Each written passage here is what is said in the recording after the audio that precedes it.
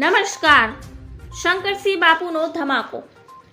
ગાંધીનગર ખાતે કાયમી ભરતીની માંગ સાથે આંદોલન કરી રહેલા ટેટ-ટાટ પાસે ઉમેદવારોને અટકાય મુદ્દે શંકરસિંહ બાપુએ કહ્યું કે લોકશાહીમાં માંગણી કરવાનો, આંદોલન કરવાનો અને શાંતિપૂર્વક રેલી કાઢવાનો બંધારણીય અધિકાર છે.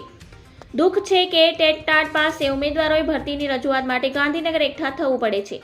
શંકરસિંહ બાપુએ ખાલી પડેલી જગ્યાઓ પર તાત્કાલિક કાયમી શિક્ષકોની ભરતી કરવા માંગ કરી છે.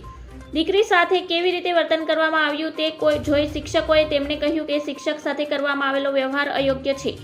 મુખ્યમંત્રી ભૂપેન્દ્ર પટેલને ઉદ્દેશી શંકરસિંહ બાપુએ કહ્યું કે આ પ્રકારે આપણી સરકારમાં ચાલતું હોય તો તે વ્યાજબી નથી. તેમણે ઉમેર્યું કે સરકારમાં શિક્ષકની અનેક જગ્યાઓ ખાલી છે. જ્ઞાન સહાયકની ના શિક્ષકને કે ન વિદ્યાર્થીને સંતોષ મળે. ટેટ પાસે ઉમેદવારની કાયમી શિક્ષક માટે ભરતી કરવા માંગ લાંબા સમયથી કરી રહ્યા છે.